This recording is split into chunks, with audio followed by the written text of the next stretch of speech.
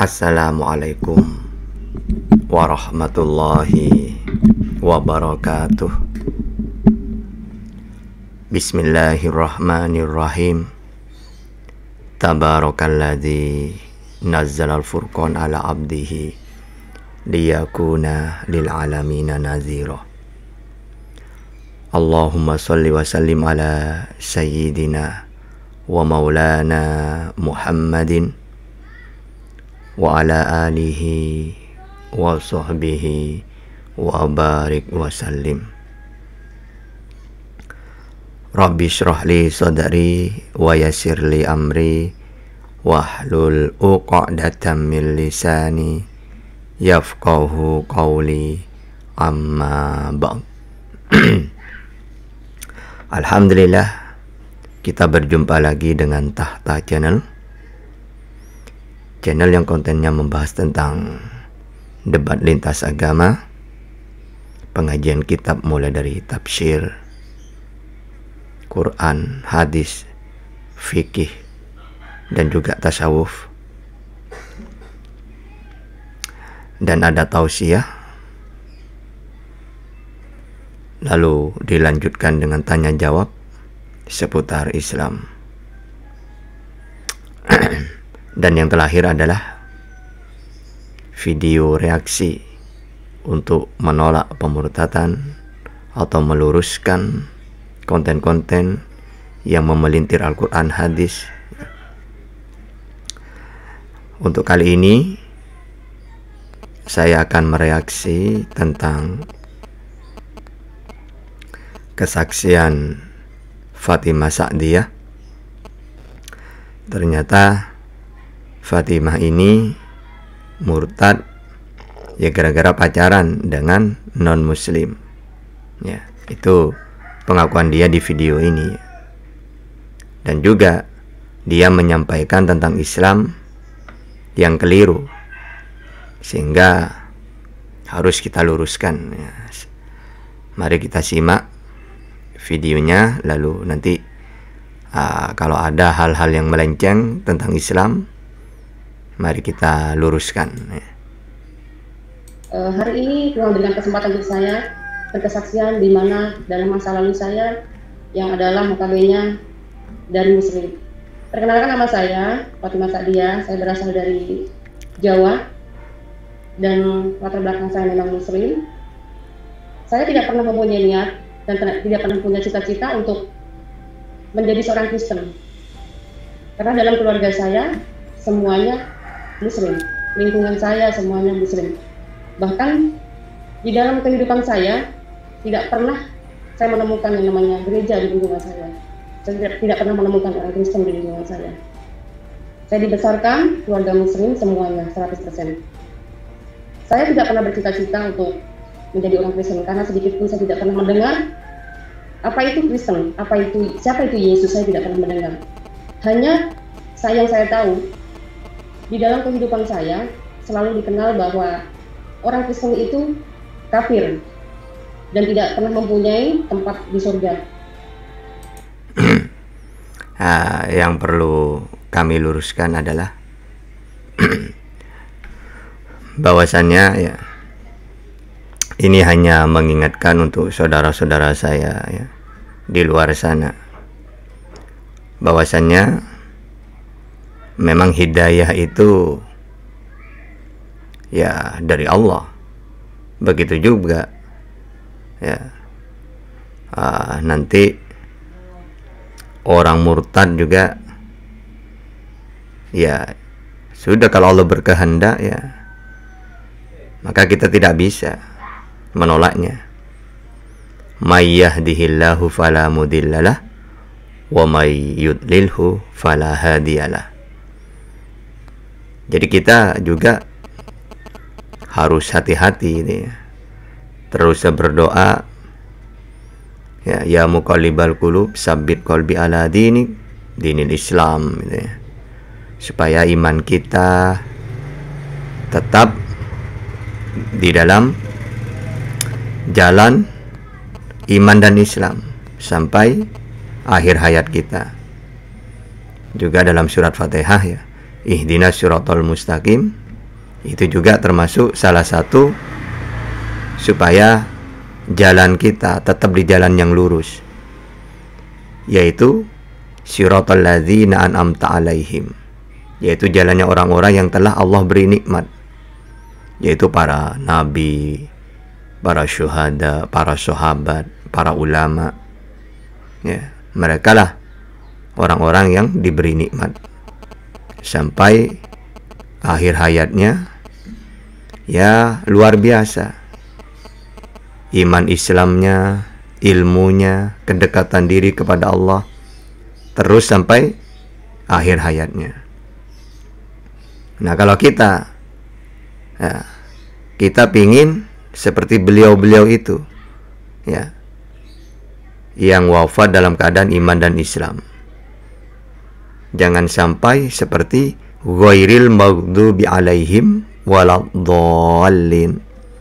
Jangan sampai seperti jalannya orang-orang yang dimurkai, yang sesat, yaitu Yahudi wan Nasoro. Ya, Yahudi dikatakan dimurkai karena mereka tahu kebenaran tentang Nabi Muhammad, tapi tidak mau beriman. Nasrani sesat karena mereka salah memposisikan Tuhan. Allah mengutus Nabi, utusan Nabi Isa, ajarannya tauhid, dan dia mengaku utusan, malah dijadikan Tuhan. Sehingga mereka dikatakan orang yang dolalah, ya, orang yang sesat, yang dolal. Itu ya. Maka dari itu, jangan sampai kita seperti Fatimah Sa'diyah ini, ya, gak ada apa-apa. Ya, tiba-tiba kalau Allah sudah mencabut hidayahnya, ya murtad dia. Tapi nanti yang kita bahas, orang murtad itu sebenarnya harus masuk akal. Jangan sampai tidak paham apa-apa baik tentang Islam, apalagi pindah ke agama, murtad kepada agama yang lain, dan dia tidak paham agama yang dianut itu ajarannya bagaimana, Tuhannya bagaimana. Saya yakin tidak akan paham dia, gitu ya. Karena kita tahu di dunia ini cuma ajaran dua, ajaran samawi, ya di luar samawi. Kalau ajaran samawi seperti ajarannya Nabi Muhammad, ada ajarannya Musa, Nabi Isa atau Yesus, itu samawi. Ya, samawi itu adalah Tuhan itu sama, seakan-akan apa? Di langit, ya. Makanya dia mengutus manusia seperti Musa, Yesus, Nabi Muhammad. Mereka menerima ajaran dari langit, itu wahyu. Kalau Nabi Muhammad, wa ma yantiqu anil hawa in huwa illa wahyu yuha. Ya, jadi dia diberi ajaran dari langit, ibaratkan gitu. Begitu juga Nabi Isa, atani alkitab wa ja'alani nabiyya. Dia diberi ajaran juga. Atau kalau dalam Bible kata Yesus, ajaranku bukan dari diriku sendiri, tapi dari Allah yang mengutus aku. Atau segala firman yang kau sampaikan kepadaku telah kusampaikan kepada mereka. Atau dalam Yohanes 12 ayat 50, apa yang aku sampaikan sesuai dengan apa yang difirmankan oleh Allah kepadaku. Ya, sesuai dengan apa yang difirmankan oleh Allah kepadaku. Dia menerima ajaran dari langit, wahyu, firman-Nya Allah. Sama seperti Musa juga gitu. Tapi nanti pada akhirnya ada golongan yang salah paham. Karena di luar sana yang namanya Tuhan itu atau dewa, ya, bisa menjelma jadi manusia, berinteraksi, bersosial dengan manusia, supaya manusia bisa melihatnya, katanya. Nah, Nabi Isa itu dianggap seperti dewa-dewa tersebut, turun jadi manusia, gitu. Nah, ini kesalahpahaman. Makanya harus tahu ajaran, ya, harus tahu paham kitab-kitab, ya, yang kita ikutin. Saya mengikuti Nabi Muhammad. Nabi Muhammad, semua yang dia sampaikan ajaran dari Allah. Tugas dia hanya menyampaikan. Semua para nabi itu tugasnya menyampaikan firman Tuhan. Jadi, makanya kalau kita pakai Bible, Yohanes 3:3-4 itu, yang dikatakan utusan itu adalah barang siapa yang diutus oleh Allah, maka ya tugasnya penyampai firman Allah. Ya, itu dalam Yohanes 3:3-4. Nah, makanya kita harus meluruskan ketika ada orang-orang yang menceritakan Islam dengan tidak sebenarnya, gitu ya.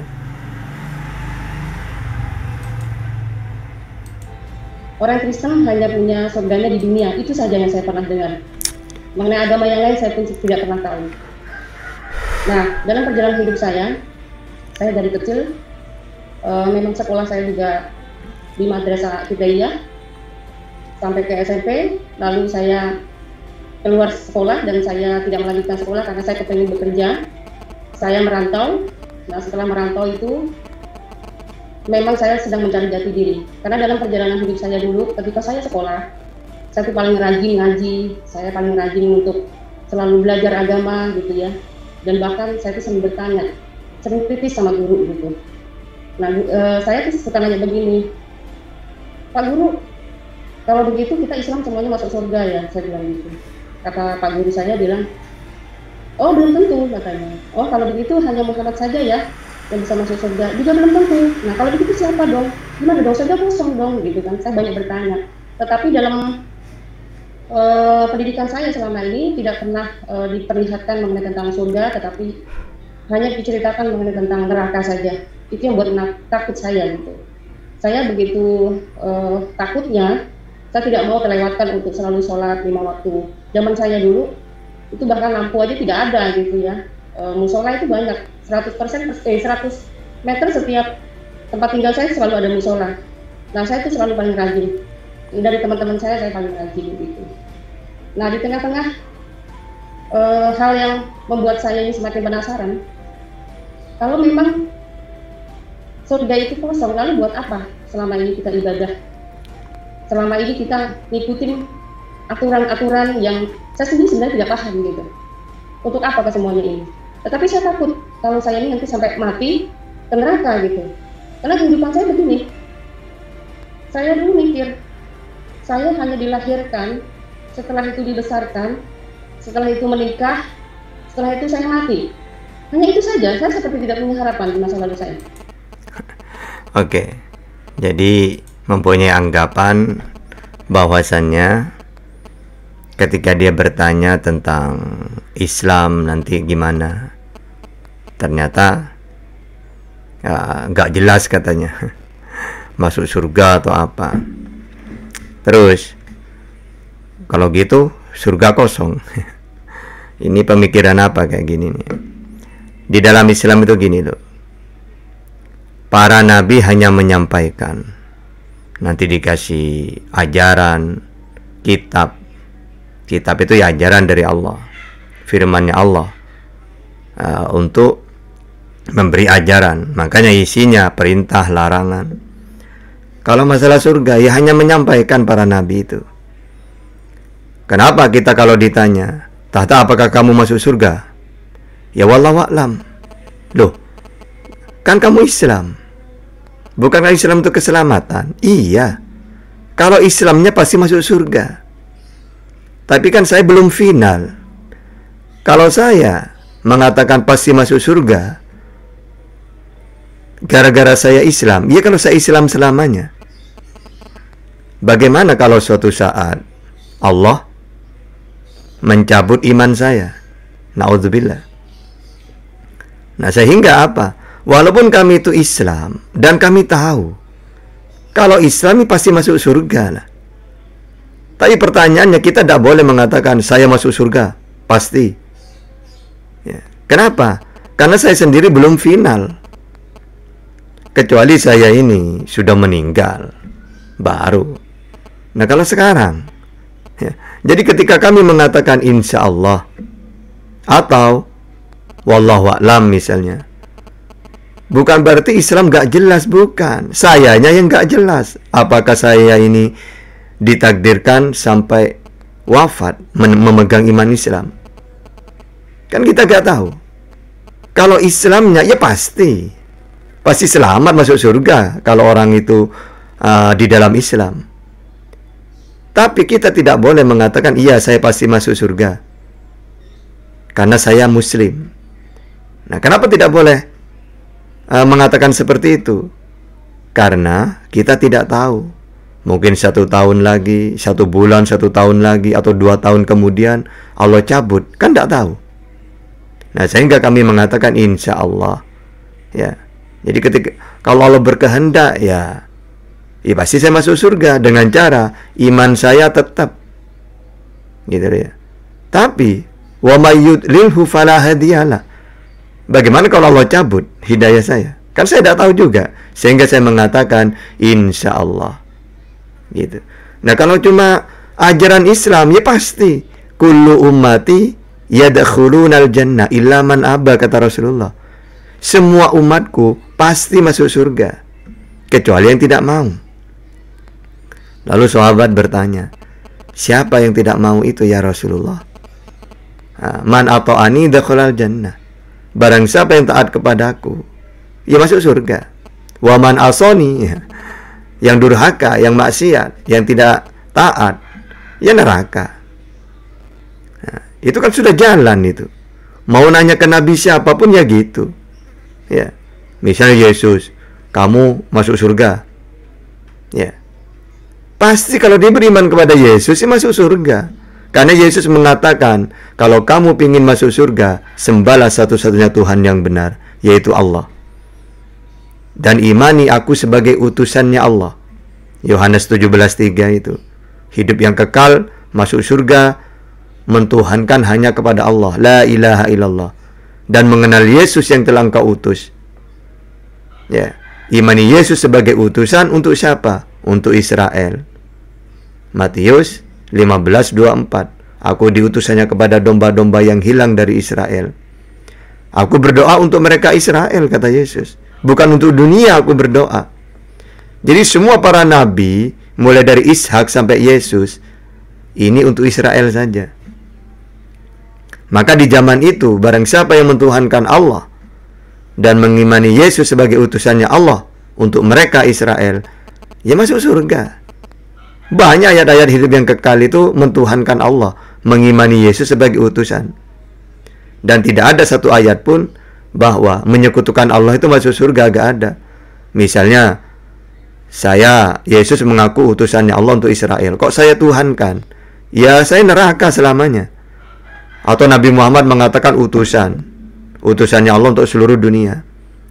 Lalu saya mentuhankan Nabi Muhammad, ya saya kekal di neraka karena tidak cocok dengan ajarannya Nabi Muhammad. Atau saya mentuhankan Yesus, ya kekal di neraka karena tidak sesuai dengan apa yang Yesus sampaikan. Karena Yesus mengatakan Tuhan itu, hai Israel, Tuhan kita, Tuhan Allah itu Esa. Di Bible di lainnya mengatakan Tuhan itu tidak bisa kelihatan, kamu tidak bisa melihatnya, mendengar suaranya pun tidak bisa. Itulah Tuhannya Yesus, Tuhannya Musa, Tuhannya Nabi Muhammad. Laisa kamitslihi syai'un, tidak sama dengan apapun, tidak mau turun.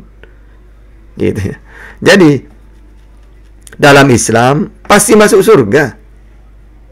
Nah, tapi kalau kita ditanya apakah kamu masuk surga, ya jangan mengatakan pasti. Bukan berarti agamanya yang tidak pasti, sayanya.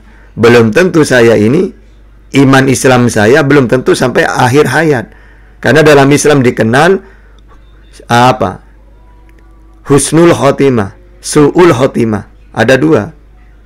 Ya, su'ul khotimah itu apa? Kita dari awal taat, tiba-tiba ahli maksiat, atau tiba-tiba Allah cabut iman kita. Husnul khotimah sebaliknya. Ada orang bermaksiat, ahli neraka sudah. Tapi pada akhirnya dia tobat, lalu meninggal dalam keadaan beriman Islam. Berarti husnul khotimah. Gitu.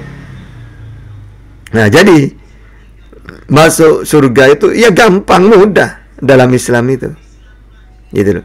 Bukan berarti surga itu kosong dalam Islam. Justru paling mudah. Ya, mudahnya di mana? Murah. Gitu ya. Maksudnya gini loh. Kalau bocoran masuk surga justru dikasih oleh Allah. Coba, man rabbuka, man nabiyuka, man imamuka. Kan bocoran itu masuk surga itu. Justru masuk neraka itu udah ada bocoran. Sehingga sebenarnya dalam Islam lebih mudah masuk surga daripada masuk neraka. Karena kalau masuk surga udah dikasih bocoran kita. Kalau neraka enggak ada bocoran. Yang kedua, orang yang punya niat baik tidak terlaksana. Misalnya saya nanti sholat tahajud, tiba-tiba tertidur dia sampai subuh, berarti gagal tahajudnya. Itu pahala 1. Beda halnya gini, nanti malam saya akan mencuri, tiba-tiba tertidur, gagal mencurinya, tidak dapat dosa. Tapi kalau niat baik, gagal, pahalanya 1. Berarti kan lebih mudah masuk surga itu. Ya. Jadi oke, kita lanjutkan dulu. Tetapi dalam kematian itu pasti saya akan menemukan neraka. Itu yang saya takutkan. Nah, oleh sebabnya saya tidak pernah menemukan jawaban dari guru saya, guru ngaji saya, ustadz saya, tidak pernah menemukan jawaban bahwa kita bisa masuk surga. Itu tujuan saya. Nah, tapi dalam hal itu saya tidak berpikir bahwa Islam itu buruk, bahwa Islam itu tidak baik. Tidak, saya tidak pernah berpikir seperti itu. Menurut saya, memang guru saya yang mungkin kurang ilmu gitu. Nah, itu sebabnya saya pergi merantau itu. Saya sekalian mau mencari pekerjaan, sekalian saya juga mencari jati diri saya, dan tujuan saya mencari kebenaran yang sejati. Begitu. Halo? Halo? Yo, silakan. Terus. Lanjut. Ke rumahnya gitu. Nah, di situ saya tidak mengira bahwa di situ saya bertemu dengan orang-orang yang sangat mengerti dengan agama. Saya melihat mereka ini semuanya religius gitu. Nah, di situ ada kesempatan saya untuk bertanya-tanya mengenai tentang agama Islam. Karena memang selama ini saya tidak pernah mendapatkan satu jawaban dari guru saya dulu. Nah, setelah itu para ustadz itu menceritakan bahwa kita muslim tetap bisa masuk surga, tetapi harus melalui jihad seperti itu. Dan kita harus diharuskan untuk membayar sedekah dan juga infak setiap bulannya. Nah, mikir saya begini, oh pasti di sini kayaknya ada jalan di sini, ada jalan menuju surga ini di sini. Saya menemukan komunitas yang membuat saya itu semakin nyaman, membuat saya mungkin semakin ingin jawaban seperti itu. Dan saya melanjutkan perjalanan saya. Akhirnya saya masuk di dalam organisasi yang saya sendiri tadinya tidak menyangka bahwa itu adalah melawan hukum. Tetapi yang jelas saya menjalani semuanya sesuai syariat Islam. Gitu. Yang penting saya tidak keluar dari Islam. Saya tetap Islam. Karena ini salah pendidikan ini. Jadi dengan kata lain dia mendapatkan ustadz tentang bagaimana masuk surga dengan jihad katanya. Terus dengan sedekah apa? Ini ya gini dalam Islam itu ya. Nggak usah diperinci kayak gitu. Kalau kita Islam, semua para nabi sama mengajarkan keselamatan itu. Pertama, para nabi kan hanya menyampaikan wahyu. Nah, nanti wahyu itu, kitab itu, isinya perintah larangan. Yang perintah lakukan, larangan tinggalkan. Itulah ahli surga. Mau nanya ke nabi siapapun, mau nanya ke Yesus, ya sama. Ya, guru perbuatan apa yang baik? Ya, tidak, jangan kau mengatakan baik, tidak ada yang baik. Tapi apa? Kalau kamu ingin masuk hidup yang kekal, turutinlah perintahnya Allah. Kan gitu. Semua para nabi ya gitu. Jadi, semua ajaran para nabi, baik Nabi Muhammad, Nabi Isa atau Yesus, Musa, coba ditanya. Pasti masuk surga itu mentuhankan Allah dan beriman kepada nabi tersebut sebagai utusannya Allah di zamannya siapapun itu. Yang ketiga, ikutin perintah-perintahnya. Ya, ada larangan, ada perintah. Itu sudah kunci surga itu. Ya, baik saya nanya ke Nabi Muhammad, nanya ke Yesus, nanya ke Musa, sama. Andai kan saya nanya, wahai semua para nabi, ya, saya nanya ke Nabi Muhammad misalnya, ya Rasulullah, bagaimanakah masuk surga? Ya pasti kalimat la ilaha illallah Muhammadur Rasulullah. Mentuhankan Allah, tiada Tuhan selain Allah, dan Nabi Muhammad utusannya Allah. Yang kedua, Pasti Rasulullah mengatakan, aku ini penyampai wahyu, ajaran. Nanti isinya ajaran ini ada perintah, ada larangan, akhlak. Ya lakukan. Kalau perintah lakukan, larangan jauhi. Udah. Nah, nanya ke Yesus juga gitu. Yesus bagaimanakah caranya hidup yang kekal? Pasti dia mengatakan, inilah hidup yang kekal, bahwa mereka mengenal engkau satu-satunya Allah yang benar, dan mengenal Yesus yang telah engkau utus. Yang kedua, apa? Yaitu karena Yesus menerima firman, segala firman yang kau sampaikan kepadaku telah kusampaikan kepada mereka. Ya ikutin udah. Kalau perintah lakukan, kalau larangan isinya wahyu itu, ya tinggalkan. Nanti ajaran akhlak, ajaran kasih, sosial, itu praktekkan itu. Sama semua para nabi itu ya. Gak ada yang beda caranya menyampaikan keselamatan hidup yang kekal. Karena visi dan misinya sama, yaitu hanya menyampaikan firman-Nya Allah. Jadi intinya harus tahu Tuhan yang benar dulu, yaitu Tuhannya Nabi yang diutus di zamannya masing-masing. Lalu imani penyampai firman itu sebagai utusannya Allah untuk dirinya, untuk umatnya gitu ya. Jadi makanya kita umat Islam paham Quran, hadis, bahkan apalagi orang-orang seperti kita debater, kitab mereka sudah kami pahami. Makanya kalau ada Kristen yang nanya tentang Islam, ya saya jawab dengan versi Islamnya. Lalu saya jawab terangkan pakai Bible-nya. Pokoknya setiap orang Kristen nanya tentang Islam, pasti pakai dua dalil. Pertama saya jelaskan pakai Quran, hadis, lalu pakai Bible. Karena sudah kami kuasai gitu ya. Nah, kalau orang-orang kayak gini ini kan gak tahu apa-apa tentang Quran, apalagi tentang Bible. Ya. Saya tetap memandang bahwa Islam itu adalah rahmatan lil alamin. Saya tidak pernah memandang Islam itu buruk, itu masa lalu saya. Tetapi dalam perjalanan hidup saya justru tidak pernah menemukan kedamaian. Saya di dalam organisasi itu seperti orang dikejar. Karena apa? Saya semakin tidak punya harapan. Mungkin saya akan menemukan jalan ke surga melalui infak dan sedekah dan jihad yang selama ini saya jalani. Saya dapat pekerjaan setiap bulan saya gajian, selalu habis untuk itu semua. Bahkan untuk kesehari-harian saya harus berjuang, saya harus cari sendiri lagi. Itu penderitaan saya selama saya mengikuti organisasi ini. Karena apa? Semuanya demi untuk berdirinya dan tegaknya Indonesia ini menjadi negara Islam. Nah, ini kesalahpahamannya lagi ya. Dia katanya, kalau ingin masuk surga, ya jihad, bersedekah, sampai uang saya habis untuk sedekah. Bukan gitu. Justru kalau kamu bersedekah, ya, kalau kita umat Islam bersedekah, sedangkan kita butuh, apalagi keluarga, itu tidak baik sedekah itu. Kita punya anak istri misalnya, terus kita bekerja, pas-pasan, mau sedekah, itu tidak boleh. Bukan tidak boleh sih, tapi lebih baik menafkahi, kasih ke anak dan istri dulu, baru kalau ada lebihnya. Ya. Jadi kalau kita punya gaji pas-pasan cukup untuk keluarga, maka lebih baik kita untuk keluarga daripada bersedekah. Bukan berarti sedekah tidak boleh, tetap boleh, tapi lebih baik tidak bersedekah. Dengan alasan mendahulukan yang wajib dulu. Kita punya anak istri, wajib untuk menafkahinya, ya itu dahulukan. Kalau sedekah itu sunnah. Sedekah yang terbaik adalah yang melebihi dari batas kebutuhan kita. Misal saya gajinya 100.000 setiap hari, untuk menafkahi keluarga misalnya 50.000, berarti kan masih lebih 50. Silakan mau sedekah.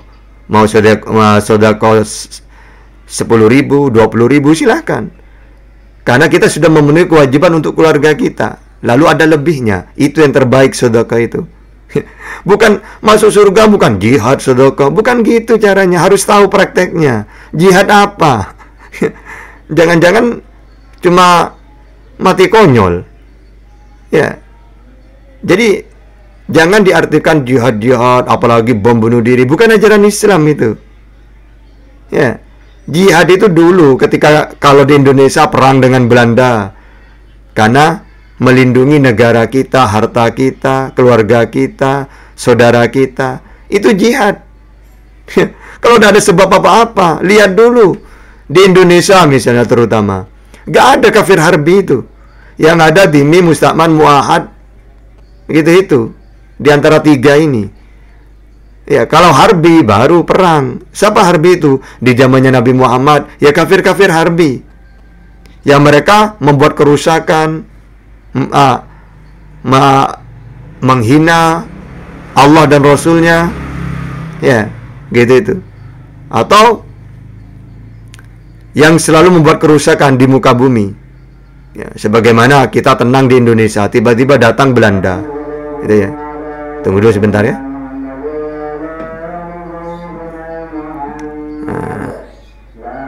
Azan dulu.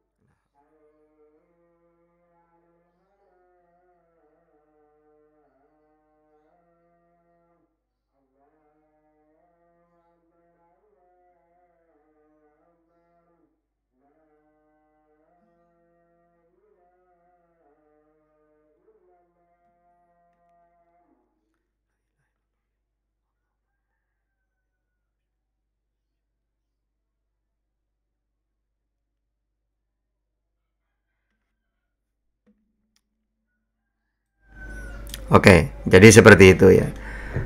Katanya uang saya selalu habis karena kepingin masuk surga, jadi saya sedekahkan semua. Itu bukan gitu dalam Islam, gak ngerti berarti ya. Terus saya harus jihad, mau jihad kemana? Wong gak ada kafir di sini, gak ada kafir harbi, ya. Jadi, aduh, ya, kita teruskan dulu ya. Karena tujuan negara Islam ini, tujuan bangsa Indonesia ini dan organisasi yang saya jalani dulu, ini bertujuan untuk membuat bangsa Indonesia ini menjadi negara Islam Indonesia. Nah, tetapi sekian lama saya mengikuti perjuangan itu, akhirnya keluarga saya mencari saya dengan bantuan polisi. Mereka mencari saya, dan selama 1 minggu kata mereka menemukan saya. Dan saya ditemukan di tempat organisasi saya itu. Saya diajak pulang, tetapi dari tim organisasi saya bilang, kamu tidak boleh pulang begitu saja. Nah, saya mendapatkan ancaman dari mereka. Mereka bilang, antum mau rencana balik lagi atau tidak? Kalau antum rencana balik, antum akan selamat. Tetapi kalau antum tidak balik, antum akan mati. Seperti itu perkataan mereka. Nah, karena pada waktu itu saya masih tetap berambisi untuk tetap di jalan itu, saya mengatakan saya tetap balik, saya bilang gitu. Karena demi keselamatan organisasi ini supaya tidak terbongkar oleh aparat, makanya saya siap mengikuti keluarga saya. Dengan syarat saya harus kembali lagi. Nah, setelah saya sudah pulang, keluarga saya mencoba untuk menyadarkan saya. Nah, dengan cara mereka untuk saya sadar dan tidak kembali kepada organisasi itu, karena keluarga saya juga tahu mungkin itu sudah dilihatnya melenceng dari ajaran gitu kan, dari ajaran Islam menurut keluarga saya gitu. Nah, setelah itu saya sudah mulai agak sadar, tetapi saya takut dengan ancaman itu. saya takut sekali. Akhirnya saya pergi dari rumah, dan saya juga tidak bilang sama keluarga saya bahwa saya ini dapat ancaman atau apa. Yang jelas saya tidak mau mereka tahu tempat tinggal saya, dan saya pergi meninggalkan keluarga saya lagi. Karena itu demi keselamatan saya sampai nekat masuk ke yayasan, dan saya pergi minta dijauhkan dari wilayah-wilayah, secara khusus wilayah di daratan Jakarta dan sekitarnya. Akhirnya saya keluar ke seberang untuk mencari aman. Nah, setelahnya saya kembali lagi pulang, tetapi terbesit kembali pemikiran saya untuk mencari kebenaran, karena saya takut yang namanya kematian. Karena mati pasti saya akan ke neraka. Nah, segini ya. Dia itu ya pantesan itu loh. Orang kalau ingin belajar Islam, kayak pesantren ustadz gitu ya, di situ nanti dikenalkan tentang akhlak, hablum minallah wa hablum minan nas. Ya. Jadi apa? Menjaga hubungan dengan Allah dengan cara taat, jauhi maksiat gitu ya. Wa hablum minan nas. Berbuat baiklah kepada semua manusia. Nggak ada jihad-jihad bunuh diri itu, salah tempat ya. Jadi apa?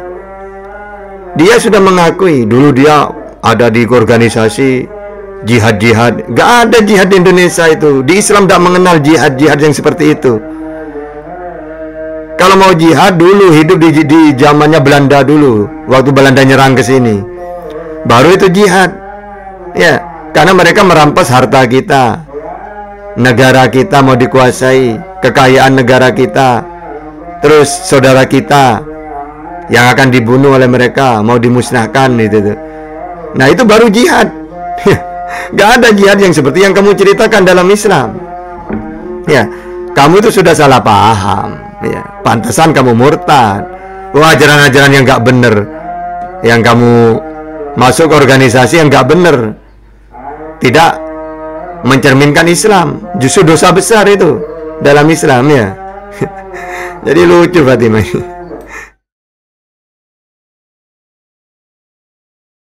Itu selalu berpikir seperti itu.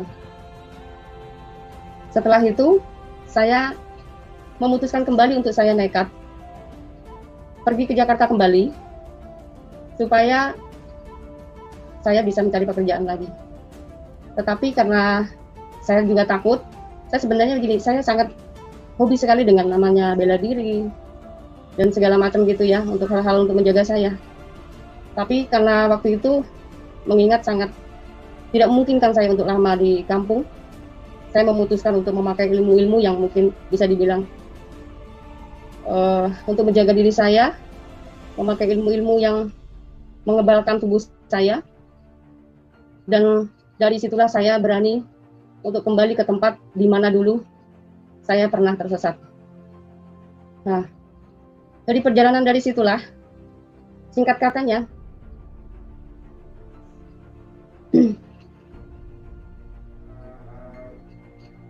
saya mencoba lagi berjuang untuk mencari pekerjaan. Tetapi kata security semuanya bilang katanya tidak ada pekerjaan. Nah, karena saya mungkin udah biasa diajar untuk mental keras, melawan orang, apalagi ditambah lagi saya punya ilmu-ilmu, saya hobi sekali dengan berantem secara fisik. Nah, setelah itu saya dendam sekali dengan satpam itu, dan saya mencoba ingin membalas dendam, dan saya berusaha untuk belajar lagi ke fisik saya, untuk saya supaya lebih baik lagi. Nah, coba, itu gak ada ajaran Islam kayak gitu mengajarkan itu. Cuma gara-gara daftar bekerja, tidak ada lowongan, balas dendam dia. Coba, kalau saya diajarkan kekerasan, Islam itu kelembutan. Coba Rasulullah dulu, mulai dari Rasulullah dulu saya ceritakan.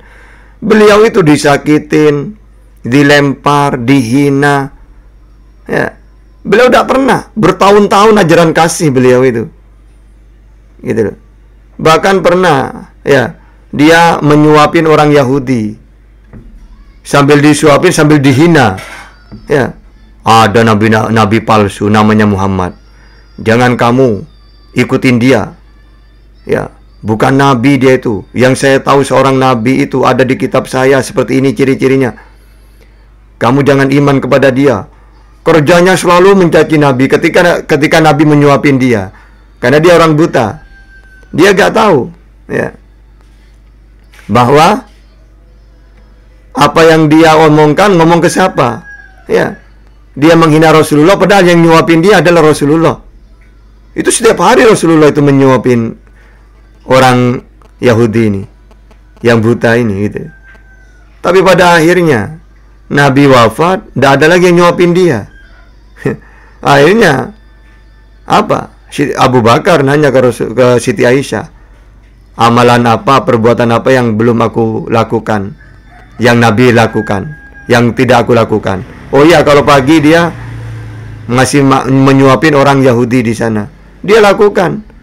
Ya, hanya dia marah-marah. Ya, tetap lagi marah-marah ke Nabi Muhammad.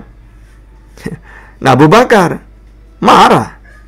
Ini orang ternyata ketika Rasulullah menyuapin orang Yahudi ini, orang Yahudi itu tidak diam seperti ini, mungkin selalu menjelek-jelekan Rasulullah, padahal yang dia hina adalah orang yang nyuapin dirinya.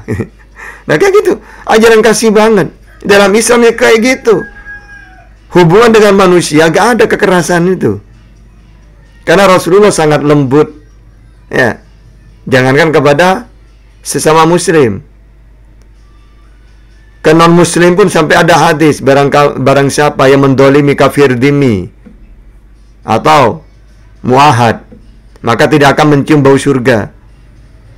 Jadi Rasulullah melarang, jangankan membunuh, mendolimi loh, tidak akan mencium bau surga. Kalau kita umat Islam mendolimi non muslim, yang kafir bukan harbi, kecuali harbi kayak Belanda gitu loh, yang dulu nyerang kita. Jadi kok bisa mengatakan kekerasan gitu ya? Ini ya salah masuk ini, salah masuk organisasi. Organisasi yang bertentangan dengan Islam diikutin. Ya kayak gitu. Salah kesaksian deh ini.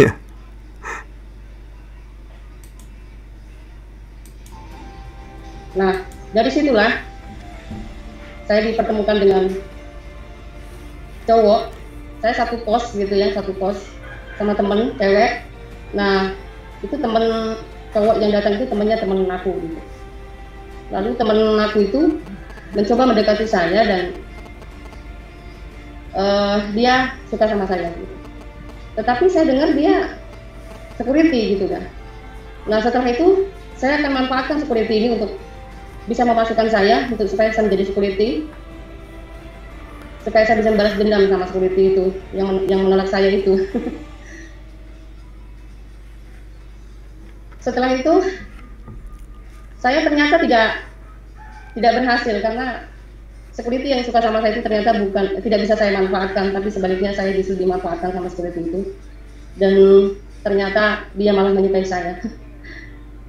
Terus dalam perjalanan saya dengan beliau ini, kami memutuskan untuk kami menjadi hubungan. Tapi yang namanya perempuan kita tetap takut ya, takut kenapa-kenapa seperti itu.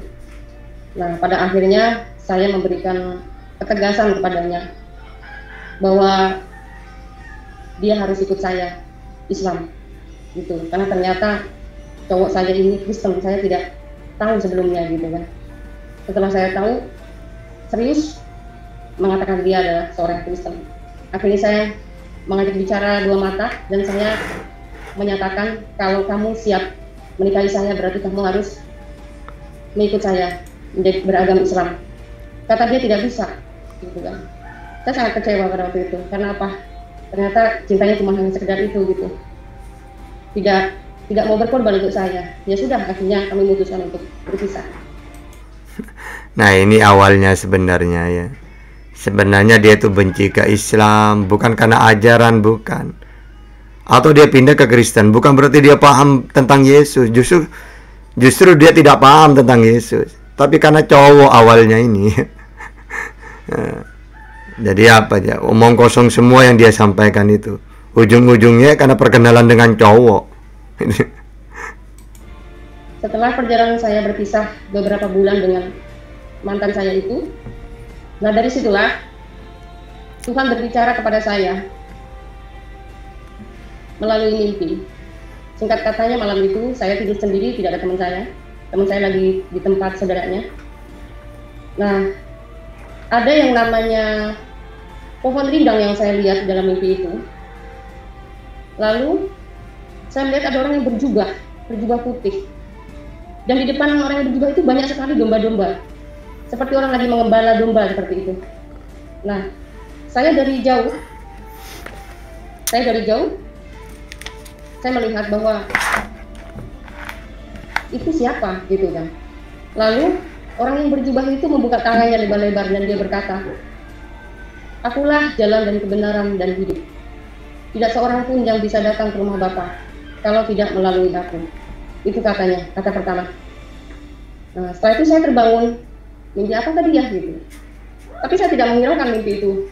Apa sih tadi gitu, tidak menghiraukan. Pada akhirnya malam berikutnya saya dikasih mimpi kembali.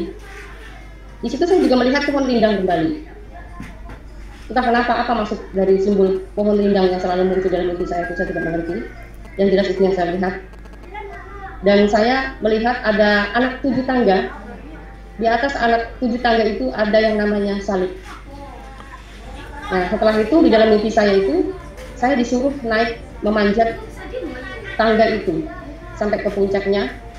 Saya memeluk salib itu dan salib itu berubah menjadi wajah orang. Orang itu bicara seperti yang mimpi saya pertama kali. "Akulah jalan dan kebenaran dan hidup. Tidak seorang pun yang bisa datang ke rumah Bapa kalau tidak melalui aku," katanya. Oke, mari kita luruskan ya. Jadi gini, pertama setelah perkenalan dengan cowok karena gagal ya, hanya dia mimpi katanya. Tuhan datang kepada saya. Tuhan yang mana yang datang? Kalau Tuhan yang datang sampai dia itu mengucapkan apa-apa, berarti Fatimah ini nabi sudah. Yang dikatakan nabi atau utusan apa? Dalam Yohanes 3:34, barang siapa yang diutus oleh Allah maka tugasnya penyampai firman Allah. Jadi nabi itu naba'a, dari lafaz naba'a, orang yang menerima berita dari Tuhan. Ya, hanya para nabi. Kalau utusan, orang yang menerima wahyu dari Allah, ya, berita atau firman yang mana wajib disampaikan kepada umatnya. Makanya setiap utusan pasti punya umat. Jadi para nabi Yesus saja tidak pernah bertemu Tuhannya. Ya. Justru kalau orang bertanya seperti apa Tuhanmu Yesus, kamu tidak bisa melihatnya, mendengar suaranya pun tidak bisa. Coba kapan Yesus bertemu dengan Tuhannya? Paling cuma dalilnya itu pun kalau dalam Islam bukan Allah yang berbicara. Terbukalah langit ketika Yesus itu ya. Lalu ada Roh Kudus, ada suara dari langit, inilah anakku. Itu pun cuma suara coba. Kalau dalam Bible. Ya. Yesus saja tidak pernah bertemu Tuhannya. Fatimah malah bertemu Tuhan katanya. Ya. Padahal kata Yesus atau dalam perjanjian lama, dalam Al-Quran, Tuhan itu laisa kamitslihi syai'un dalam Al-Quran, tidak sama dengan apapun. Atau kalau dalam Keluaran 9:14 ya. Atau Yesaya 40:18, Markus 12:32. Tuhan itu tidak sama dengan apapun.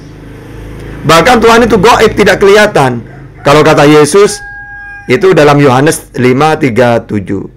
Kalau kata dalam perjanjian lama Keluaran 33:20. Tuhan itu gaib, tidak bisa dilihat. Kok bisa orang kayak Fatimah bisa melihat Tuhan? Padahal Yesus sendiri tidak pernah. Oleh Bapakku yang di surga, aku akan pergi kepada Bapakku dan Bapakmu, Allahku dan Allahmu. Dia masih mau pergi. Andaikan mau bertemu itu, bukan Tuhan yang datang ke dia. Tiba-tiba Fatimah didatangi Tuhan. Terus Tuhan itu tidak mau turun ke bumi. Ini dalam 2 Tawarikh 6:18 ya. Juga di dalam 1 Raja-Raja 8:27. Tidak mau turun ke dunia ini. Namanya Tuhan itu. Ya. Nah, terus Tuhan bukan tidak pernah mati. Ya. Itu dalam 1 Timotius 1:17. Juga dalam 1 Timotius 6:16. Dan Tuhan bukanlah manusia. Tidak seperti dewa-dewa yang menjelma jadi manusia. Gak mau. Ini dalam apa? Bilangan 22 23:19. Juga Hosea 11:9. Jadi antara perjanjian lama, perjanjian baru, Al-Quran tentang Tuhan itu sama menceritakan para nabi itu. Nggak ada orang-orang kayak kita mau mimpi Tuhan. Mimpi Nabi Muhammad aja angel, apalagi mimpi Tuhan. Mimpi Nabi Isa saja angel, sulit, apalagi mimpi Tuhannya Isa, Tuhannya Yesus. Jadi terus lagi yang kedua, ada ayat katanya, akulah jalan dan kebenaran. Nah, jadi barang siapapun yang tidak akan sampai ke Allah tanpa melalui Isa. Loh, kata-kata itu benar. Akulah jalan. Maksud jalan apa? Coba. Semua para nabi itu ya jalan. Ibaratkan gini, wahai Muhammad, ya, kamu saya utus, ya, nanti ajak umatmu masuk surga. Caranya gimana ya Allah? Ya imani aku, kamu kenalkan bahwa tiada Tuhan selain aku.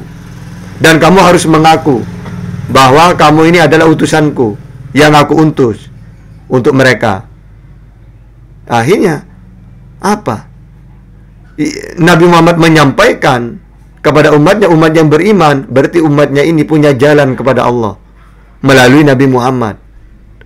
Ya, dengan cara la ilaha illallah Muhammad Rasulullah. Yesus juga sama jalan. Yesus, apa ya Allah? Kamu saya utus kepada umatmu. Siapa umatku? Israel. Ajak mereka untuk hidup kekal di surga. Gimana caranya ya Allah? Kenalkan aku. Tetap sebagaimana nabi-nabi sebelum kamu. Kenalkan aku. Sifat-sifatku seperti apa? Bahwa aku tidak bisa dilihat, tidak sama dengan apapun. Jangan seperti ajaran pagan. Karena mereka mentuhankan berhala, patung yang dulunya dewa jadi manusia katanya. Jangan. Kenalkan bahwa tiada Tuhan selain aku, dan kamu mengaku bahwa kamu adalah utusanku.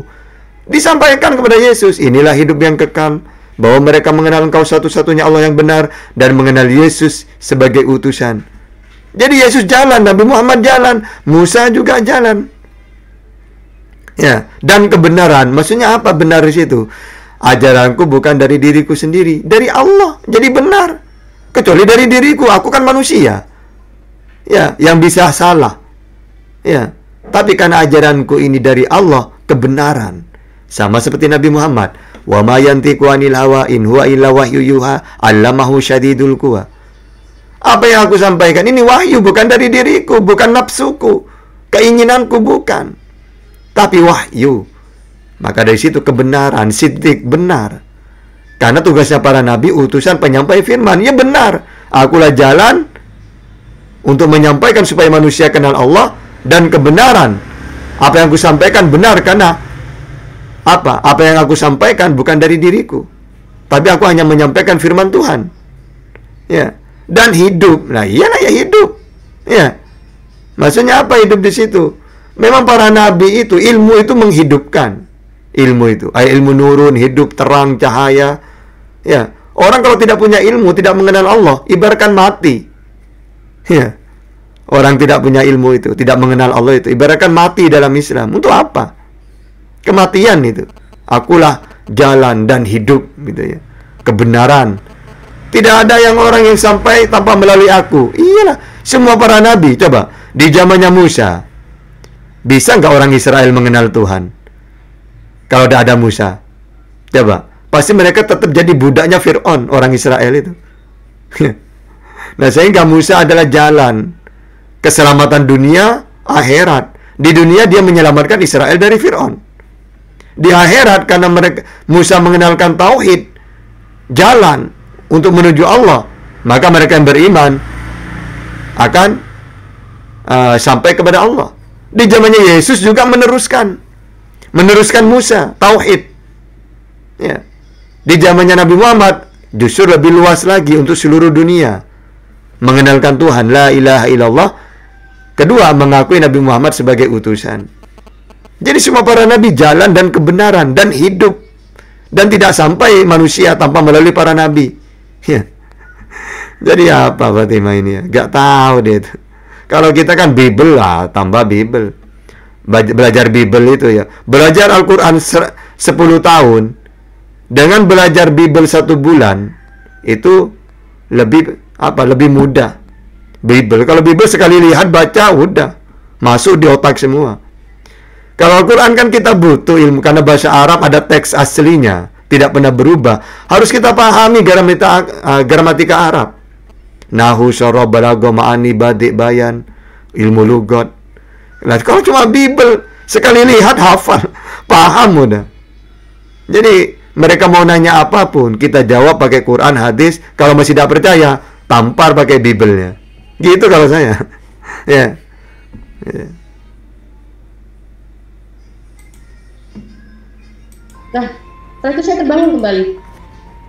Setelah saya bangun, saya bingung, ini apa sih? Kok mimpi bisa sampai 2 kali seperti ini, begitu. Nah, sementara itu ada salib. Bukankah salib itu Tuhannya orang Kristen menurut saya waktu itu, karena saya tidak pernah mengenal sama sekali yang Kristen itu seperti apa. Setahu saya selama ini yang saya tahu, Kristen itu menyembah berhala, menyembah patung, menyembah salib. Nah, pikir saya, apakah itu yang Tuhannya orang Kristen gitu kan? Saya bingung gitu kan. Nah, pagi itu saya mulai merasa sangat gelisah. Saya begitu seperti dikejar suara-suara itu, seperti mengejar saya gitu. Saya penasaran. Dalam mimpi itu, perkataan itu seperti menjawab pertanyaan-pertanyaan yang selama ini yang saya cari. Selama saya hidup, saya mencari kebenaran yang sejati. Tetapi di dalam mimpi itu, dia memperkatakan suatu perkataan yang membuat saya, ini jawaban yang saya cari. Tapi kenapa harus Tuhan yang orang Kristen? Kenapa harus ada salib begitu kan? Itu kan Tuhan yang orang Kristen. Saya langsung nyebut astagfirullahaladzim, astagfirullahaladzim. Dan saya tidak mungkin. Saya tidak akan mungkin menjadi Kristen, saya tidak mungkin, saya begitu. Saya selalu menolak. Akhirnya apa? Saya membaca surat An-Nas, pokoknya surat-surat hafalan, surat apa itu saya bacain untuk saya menolak kalimat-kalimat yang dalam mimpi saya itu. Ini pasti jin yang akan menyeret saya pada kekafiran. Itu waktu itu saya berpikir seperti itu. Karena saya selama ini sudah diajar bahwa di dalam kekristenan atau orang Kristen itu tidak mempunyai tempat surga. Di dalam kekristenan itu hanya yang ku tahu surganya itu hanya di dalam dunia ini begitu. Jadi saya tidak mungkin akan menjadi Kristen. Akhirnya saya berusaha untuk selalu saya berdoa di dalam hafalan-hafalan, surat hafalan yang saya hafalkan. Nah, tetapi semakin saya menolak dengan surat-surat hafalan yang saya naikkan itu, justru suara itu semakin kencang dan seolah-olah semakin jelas di dalam pikiran saya, dan bahkan mengalahkan surat-surat hafalan yang saya hafalkan itu. Akhirnya saya mulai gelisah dan saya sangat panik sekali. Ini semakin gila kalau seperti ini. Saya terus bertahan. Saya gimana caranya saya untuk menolak perkataan yang ada dalam mimpi saya itu.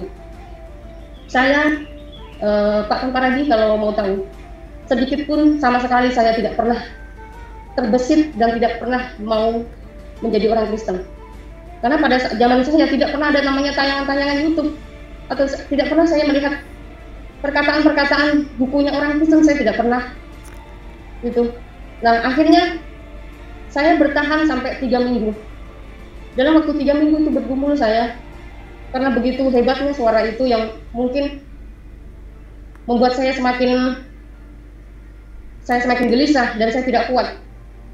Pada akhirnya saya ngobrol sama teman saya itu, akhirnya teman saya tanyain. Saya bilang, di sini ada gereja di mana? Saya bilang, oh di sana Kak. Ayo tolong antarkan saya. Saya kepengen tanya sama pendeta orang Kristen itu, supaya bisa meramal mimpi saya. Saya udah hampir gila seperti ini gitu kan. Terus akhirnya dia datang, dia nunjukin saya gereja dan sekaligus sama dia. Gitu. Akhirnya saya mau masuk gereja pun saya gemetar. Karena pikir saya kalau masuk gereja itu berarti sudah mau melangkah kekafiran saya ini gitu loh. Karena seumur umur saya belum pernah namanya menginjak gereja.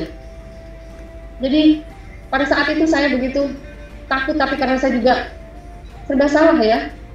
Saya dimimpikan itu tuh terlalu saya sangat gelisah. Salah satu begini, gelisahnya bahwa itu mimpi suatu jawaban saya, tapi kenapa harus ada simbol Kristen? Itu yang saya pertanyakan. Nah, setelah itu saya nekat untuk masuk, dan di situ ada hamba-hamba Tuhan yang langsung menanyain kami berdua. Ada apa? Ada yang kami bantu, katanya. Iya Pak, saya mau minta sama Pak Pendeta supaya meramal mimpi saya gitu. Karena tujuan saya di situ saya bukan menjadi orang Kristen. Saya datang ke gereja, saya ingin Pak Pendeta itu meramal mimpi saya, karena di dalam mimpi saya yang kedua itu ada tanda salib. Berarti itu kan Tuhannya orang Kristen gitu. Saya tidak pernah mengenal Yesus sama sekali, saya nggak ngerti. Yang setahu saya, Isa yang dituhankan orang Kristen itu bukanlah Isa gitu, bukannya Yesus gitu. Saya nggak kenal itu yang namanya Yesus.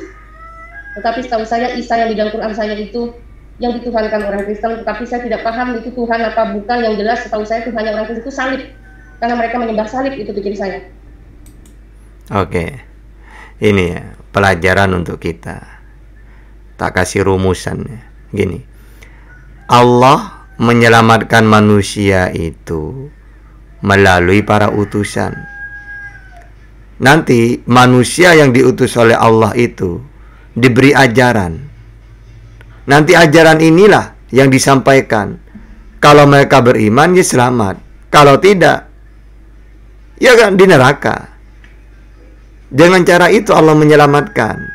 Lalu nanti ajaran itu diteruskan oleh orang-orang setelahnya. Kalau Islam, sahabat, tabi'in, tabi'in sampai ke kita. Ya, bukan lewat mimpi.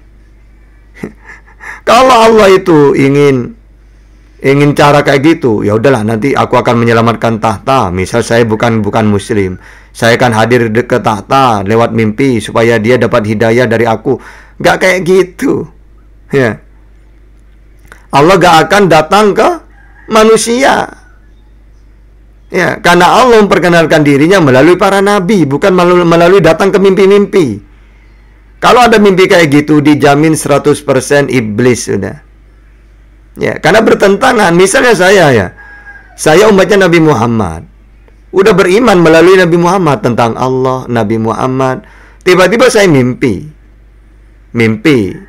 ada orang mengajak untuk murtad. Dijamin itu iblis sudah, 100% iblis dalam mimpi itu. Karena apa? Karena bertentangan dengan ajaran yang saya anut, gitu loh. Karena tidak mungkin iblis itu datang sesuai dengan ajaran para nabi, tidak mungkin, pasti berbeda. Kalau Nabi Muhammad, Nabi Isa, Yesus atau Musa juga mengenalkan tauhid kan, Tuhan tidak bisa kelihatan. Kok tiba-tiba saya mimpi bertemu Tuhan, pasti iblis yang datang itu, bukan Tuhan beneran. Ya, karena semua para nabi mengatakan Tuhan tidak bisa dilihat. Ya, kalau kamu ingin selamat, ya melalui aku jalan, yaitu para utusan. Bukan Tuhan sendiri yang turun atau hadir dalam mimpi. Tidak mau Tuhan itu kayak gitu. Dia sudah mengutus utusan. Gitu ya. Jadi apa ya? Aneh orang-orang ini. Cuma gara-gara mimpi coba. Nah sekarang coba setelah dia murtad, coba nanya. Ya, nanya pakai Bible sudah. Kan pengikut Yesus sekarang. Coba nanya, Yesus Tuhan yang benar siapa? Gak ada dalil mengatakan akulah Tuhan. Gak ada. Pasti yang Yesus sampaikan Allah. Coba nanya lagi, seperti apa Allah itu? Pasti jawabnya, kamu tidak bisa melihatnya. Wong aku sendiri tidak pernah bertemu.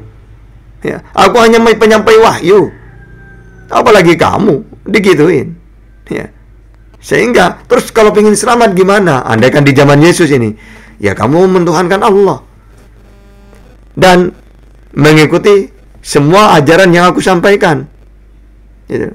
Pasti Yesus jawabnya gitu. Tapi ada dalil kata aku dan Bapak satu loh. Satu di situ karena dia orang yang dekat dengan Allah. Makanya aku dan Bapak satu, mereka juga satu. Ya, mereka di dalam aku di dalam mereka, Bapak di dalam aku. Itu bukan berarti tiga sosok ini, mereka, Bapak, Yesus, Tuhan, bukan, karena satu, bukan. Begitu juga para wali itu, kayak Syekh Siti Jenar. Aku dan Allah satu katanya. Karena dia tingkatan majdub dia. Dari dekatnya kepada Allah sehingga merasa tanpa terlontarkan, tanpa dia sadari, seakan-akan satu dengan Allah. Itu bukan berarti Syekh Siti Jenar itu Tuhan, bukan. Menyatu satu dengan Allah, bukan. Itulah tingkatannya orang-orang yang dekat kepada Allah. Makanya Siti Jenar harus dibunuh. Takut orang-orang salah paham. Sama seperti Yesus itu ya. Orang kan nanti apa? Aku dan Bapak satu bukan berarti dia satu. Siti Jenar juga gitu. Kholat juga gitu. Ya.